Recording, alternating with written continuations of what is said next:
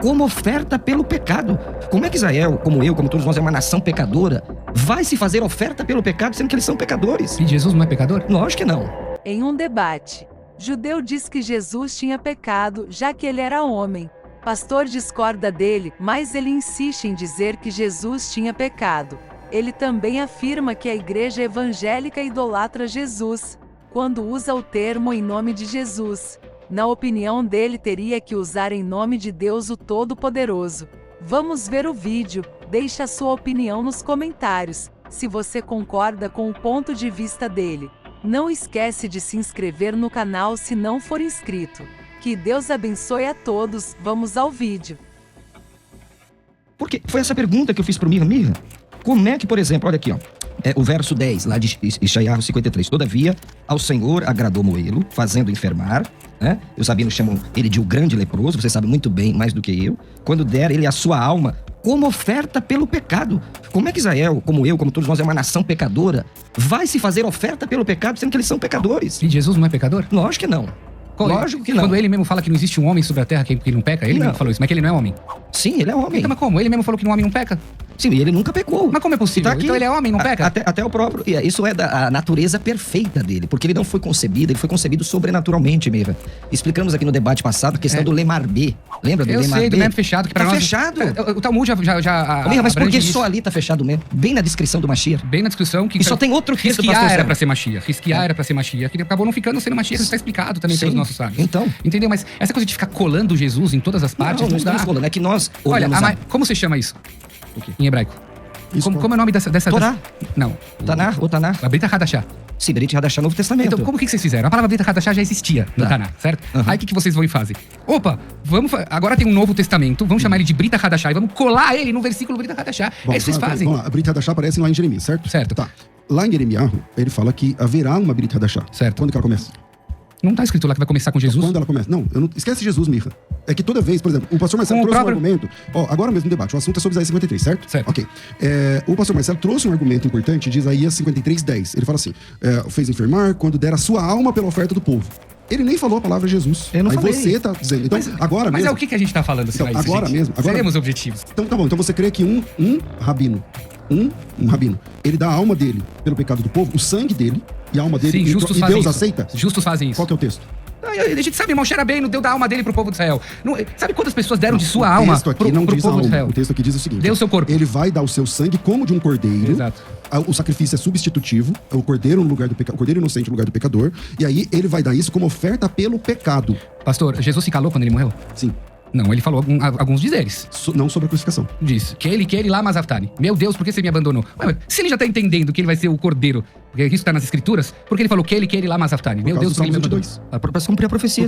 Mas é isso que eu falo, olha povo, escuta o que eu tô falando. Tá lá o Jesus, ali precisa se cumprir as profecias. Chama lá o burrinho pra mim, pra se cumprir as profecias. Não é assim que funciona. Eu não posso chegar assim, mestre, agora eu preciso sair daqui do negócio. Chama o burrinho pra mim se cumprir as profecias. Mas em quem se cumpre essa profecia do Hashem? Como é que Israel é um povo pecador, como todo mundo é? Como Jesus também. Carregar. Não, Jesus não. Como não? Jesus profanou o sábado. Como é que o povo de Israel sendo pecador, e Isaías deixa claro isso desde o capítulo 1. Desde o capítulo 1. Povo pecador. Isso. Certo. Como é que um pecador vai purificar outro pecador, Mirra? Os remanescentes do povo de Israel vão se sacrificar pelo próprio povo de Israel. Mas são pecadores. Como é que um pecado tira o pecado, e como um homem, você concorda que é de osso e carne, não é pecador. Como é possível isso? Então você se idolatra. Porque falar de um homem que é carne e osso, que ele não peca, é idolatria. Não, é uma verdade bíblica. Se você vai na sua igreja, as pessoas vão e falam assim, em nome de Jesus, vai curar. Isso é idolatria. Você tá jogando toda a sua fé num ser humano. As pessoas da sua igreja não falam em nome de Deus, que é todo poderoso, onipresente, onipotente, que teve sempre sobre a terra, e não 2000 anos atrás, e vai ser curado. Falam, não, em nome do Jesus. Então, um ser de carne e osso se tornou divindade. Deus aparece... Não dá. Como é que você explica aqui que é Hashem? É culpa. Como é que uma pessoa culpada pode livrar outra que já está culpada, Mirra? Por que é uma pessoa culpada? Inconcebível. Por que é uma pessoa culpada? Pecadora.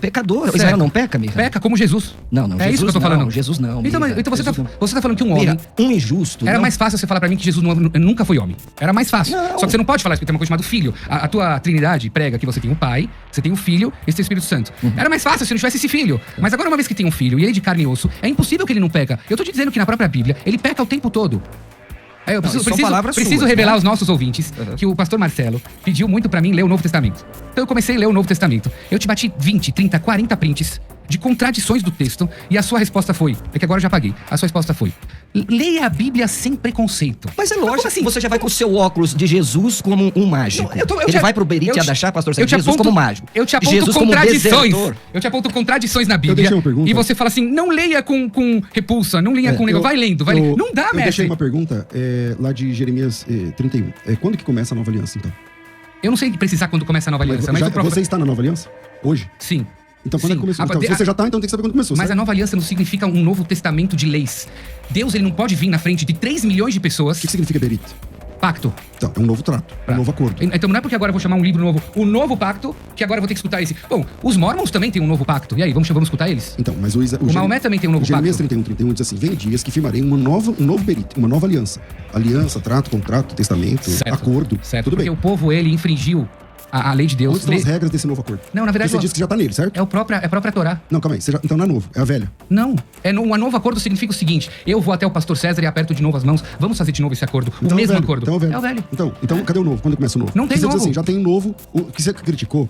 O cristão que fala sobre Brit Hadashah. Certo. Hadashah é nova, não é? Isso, É porque uma vocês palavra chamaram feminina. isso de Brit Hadashah Hadashah é nova. por causa do versículo. E, claro, Hadashah é novo. nova e Brit é o acordo. Então, um Novo Testamento.